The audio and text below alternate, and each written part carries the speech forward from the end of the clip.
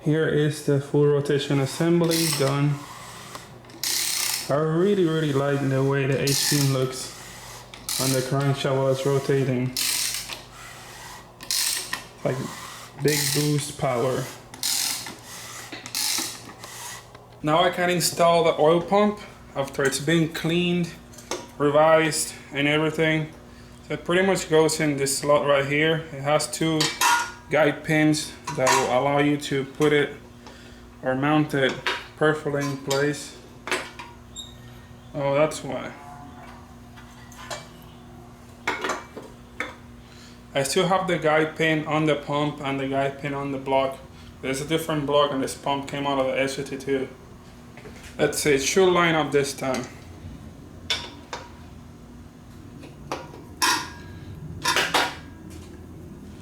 There we go, it's much better.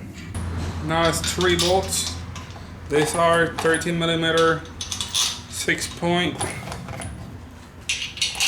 or half, I think, whichever is the same thing pretty much.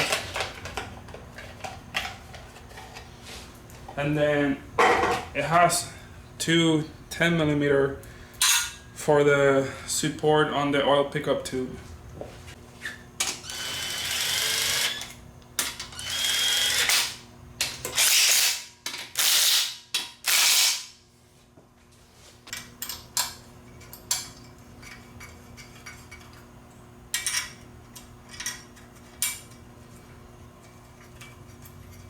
Now I'm going to show you guys how to install the oil pump. You feed it through this first, put it on the sprocket on the crankshaft, then you should be able to rotate this a little bit and slide it through. If I can get it to rotate.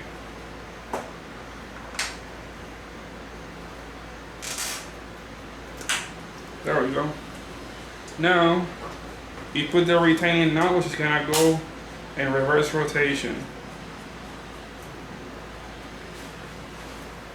Now it's time to install a front cover.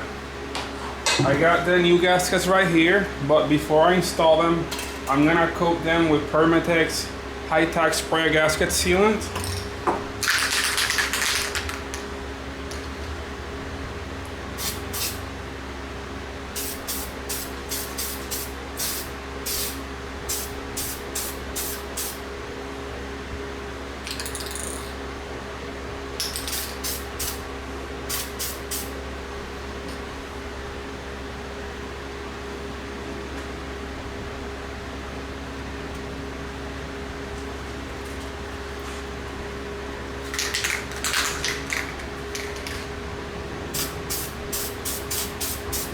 Oh, is it red? This one's not copper, this one's for like oily stuff. So this one's even better than using the copper on this. I like it. So instead of using silicone on this gasket, you use this and it doesn't run over. Nice. It's backwards. Oh my god, did you see all the negative comments on the video? Wait. Everybody hates me. This is what the gasket looks like. It has this little pin right here which holds it together. Same way on the other side, and now I'm ready to put it on the engine. I decided to put the engine upside down, that the way the chain is hanging straight down and doesn't fall to the side. I have the cylinder head sitting in the floor ready. I ended up having to deburr the edges because the machine shop forgot to do that. And then now here we have the new head gasket with the cut rings, which I think they come out, yeah.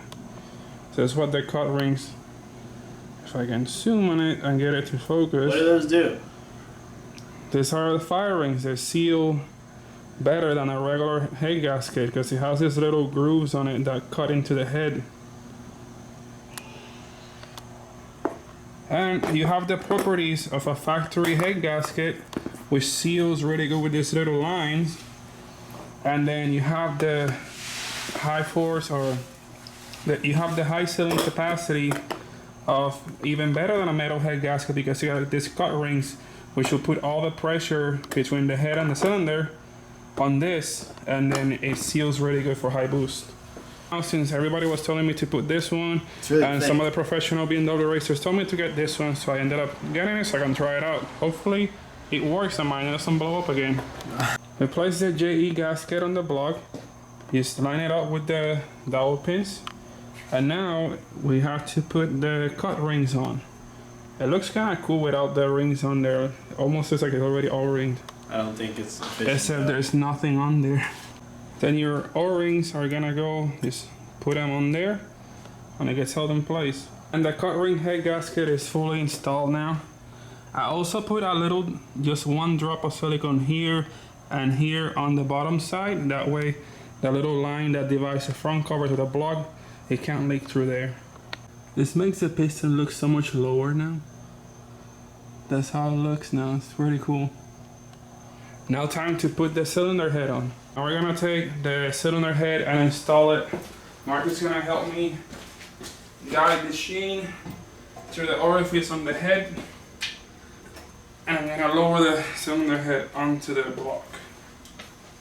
And just pass it through the hole. Hold on.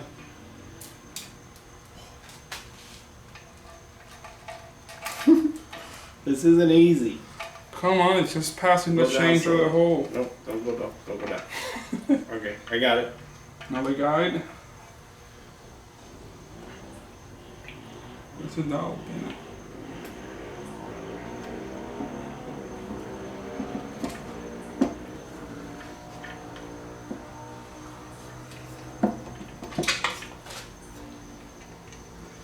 That's it. The head's installed. I gotta put the head studs on. Michael, what are you doing? Nothing. What is she doing? I was touching stuff. That looks very uncomfortable way of sleeping. She's knocked out. She's got to wake up at 6 in the morning, so. Yeah, we couldn't do that. It's too early. We're like the late night people. Now I can start installing the ARP head studs. This will be 5/32 Allen key. Just gonna put them all down first by hand and then tighten them. You got all the studs.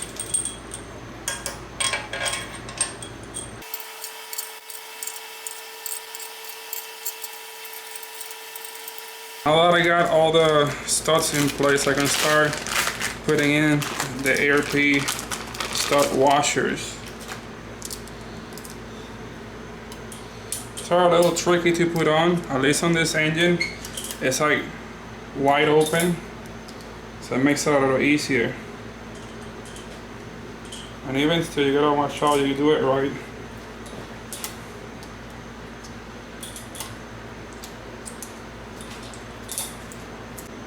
At this point, be sure to install the bolts that go here, this thing right here, another one here, and you got a fourth one over here.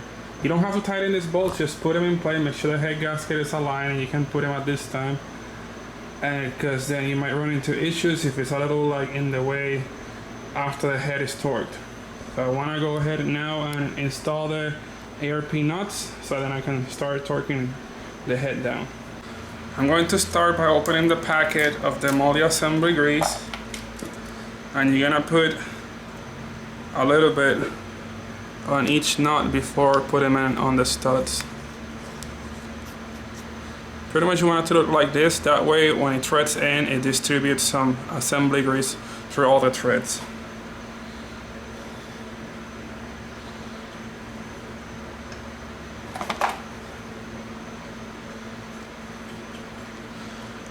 For this installation, you're gonna use a 12mm 12-point socket.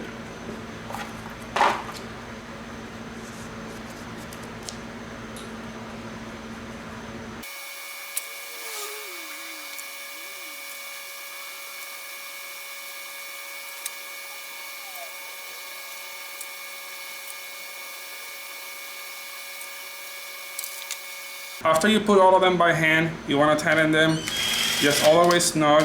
I don't want to torque it at this point.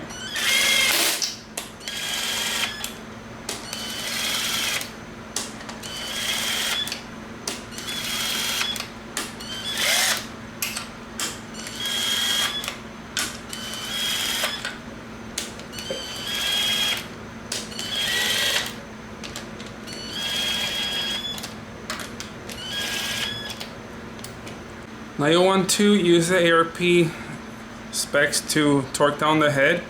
You're gonna have 3 torque sequences. One is gonna be 25, then 50, then 75. And here's the order in which you're gonna torque down the bolts. After you do this, you're gonna loosen the bolts, all of them, and do the sequence again 3 times, loosen the bolts and do it a final time. This is so you can stretch the studs to the final stretch. That way the head won't come loose on you later down the road. I'm gonna start by torquing them to 25 pounds.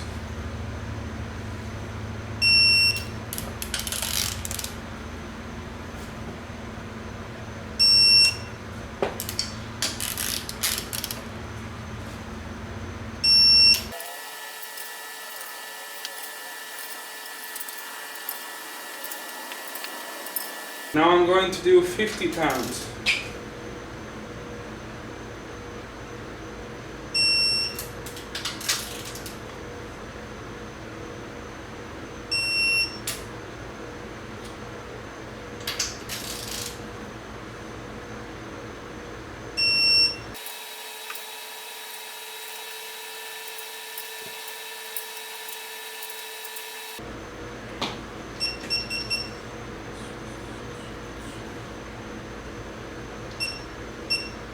And then the final step is gonna be 75 pounds.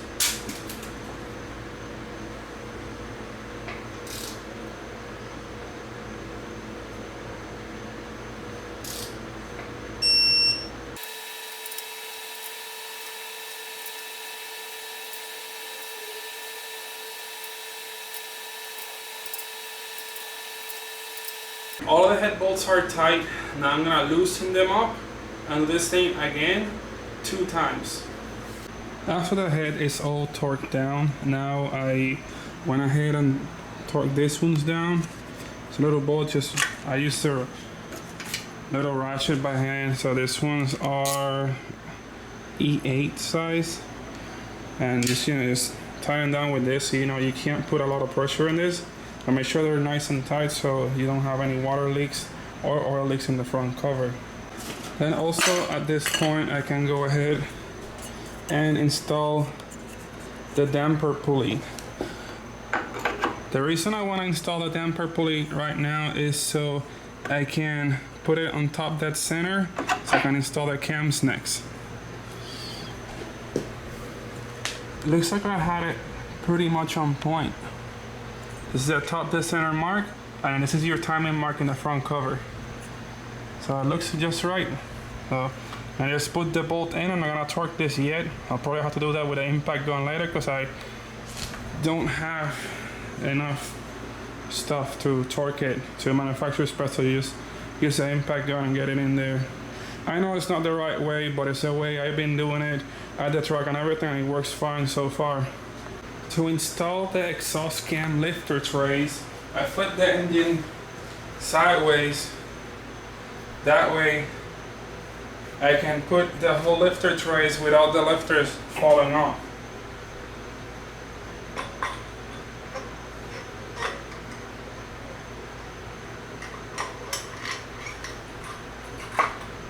Going like this.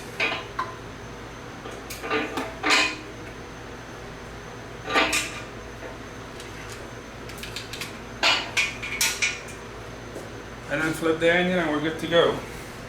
I applied a little bit of engine assembly lube on the cam tray. Now we're gonna install the exhaust camshaft. Make sure you have this part with the 2 dots facing up. And it's gonna place the camshaft like this.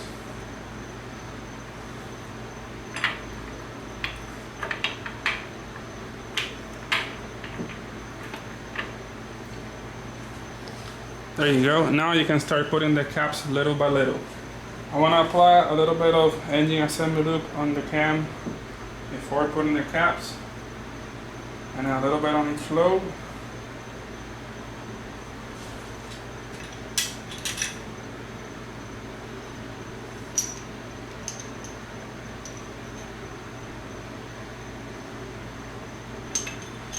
There's A1.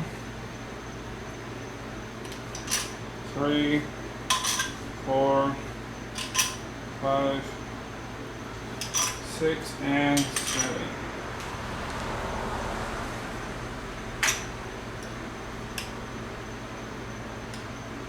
I know I told you guys I was gonna put the vanos on, but after going through the software on my computer, I don't think it supports it. I couldn't find a way to do it, so in order to be able to run the car again, I'm gonna have the vanos deleted once more. Maybe later on I can just take the valve cover off front and just install the vanos real quick.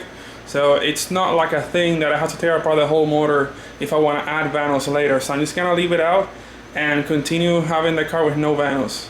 This is now where I want my cam. All right, so the crankshaft will move the exhaust cam. So the exhaust cam, back sprocket, the hole has to be pretty much like it were on this side, which is on the back side over there. And then this sprocket, it's going to move the intake cam. So this one needs to be on this limit. And then over here, it'll have to be on this limit. That way, if rotation is this way, it can't move because you'll always be applying force that way, so it can't walk over. And this one is also, the sprocket spinning this way, it's pulling the cam, which if it's on this limit, it can't move either, unless the engine were to spin the other way around. The cam timing is now set. Now I can proceed to installing the main chain tensioner. This one uses a 32mm socket.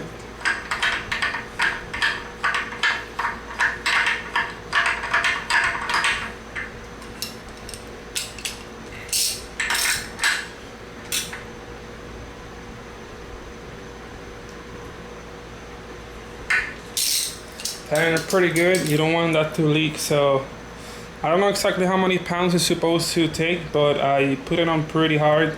That way it doesn't leak. It was so hard on my other head that I couldn't get it off. I got a new water pump for it as well. It is very easy. Just lubricate, put a little bit of grease on the O-ring, and then it guides itself pretty much right in.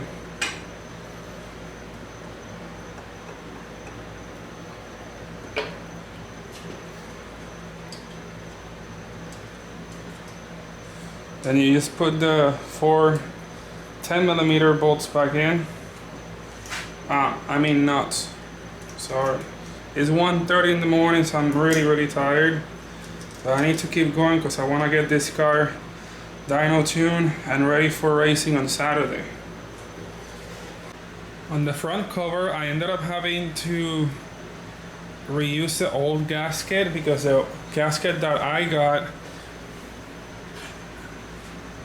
a brand new gasket, but this end over here has a different shape, so I couldn't use it. So much for that.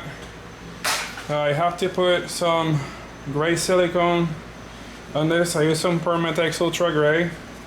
It looks very clean and it blends in with the aluminum very well. And then this is the cover that I'm using. It's a modified vanos cover that I eliminated everything inside. And then I put this plug over here to cover the line for the oil feed for the vanos is.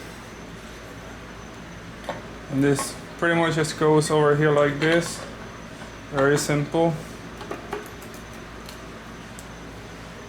And now I just gotta put the bolts on there, or it's gonna be 1, 2, 3, 4, 5, 6 nuts and a 13mm bolt. They're much better. This is how it goes. I got all 6 bolts. I got the crank sensor harness here, and it has this little clip that goes there, retains it in place. There's another one, but I'm missing it. And then this bracket goes like this, goes from here to here. So first you take the bracket, you put it through this, then lower it, and then you can slide this other bolt in, and you put this 10mm nut over here. I didn't tighten it yet because one of the engine grounds goes right here. I believe it's the coil pack ground. Before installing the valve cover, make sure to replace this thing. Goes over here, something like this. There we go. And then now you can install the valve cover. I will be using a OBD1 magnesium valve cover, then I'll be using obviously the OBD1 valve cover gasket, which is the thin one. The OBD2 valve cover gasket has a raised part that goes into the valve cover. The OBD1 one will be flat. That's so you can distinguish both of them. Be sure to apply a dab of silicone in the following areas right here where it splits the head from the front cover. Again on the other side, and then back here, right on the corners, you're gonna put a little bit there, and same thing on the other side. That way, those are all 4 spots where it will leak if you don't put silicone. So I suggest you put silicone there, just a little dab, and then you can install the valve cover. This gasket sits in place like this. This one just go over this, and it just fits snug. And now I can place the cover.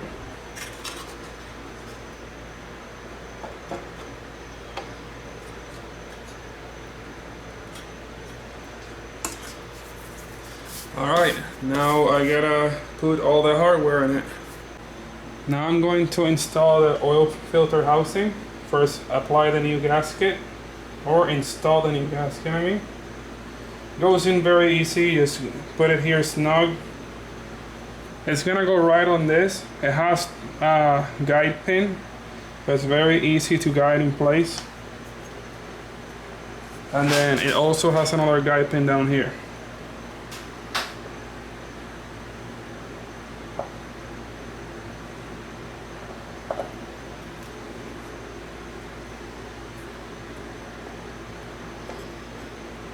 It has 6 13mm bolts. I'm gonna go ahead and tighten this one snug, and the other middle one.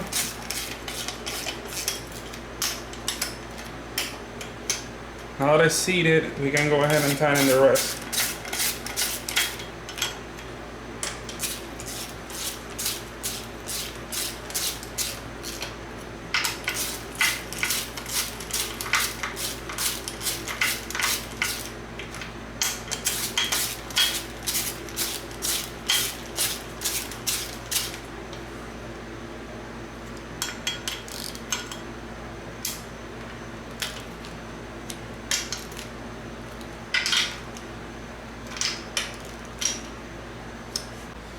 I am now getting ready to install the exhaust manifold, but I'm gonna be using new gaskets, and I'm going to apply a little layer of permatex turbocharger RTV. This is super high temperature test sample that I got, so I don't know if it's out yet or not, but this just a little bit of it. So I do a few marks and then spread it.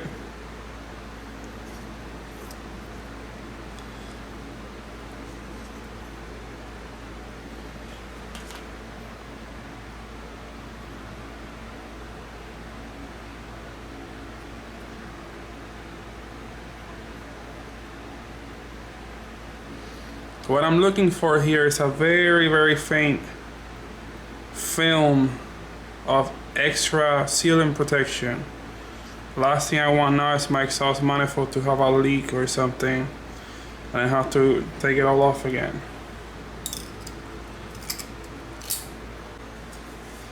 Now I can install my custom-made exhaust manifold. You can see it's made out of stock M52 or OBD2 headers. And then I have a cast stainless steel merge collector. I'm also using Vibrant Performance tubing to connect everything.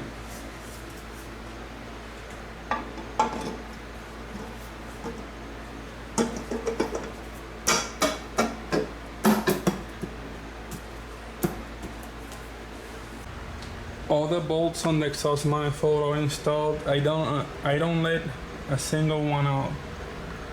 It has everything. It has 0 exhaust leaks before, and I hope it stays the same on this build.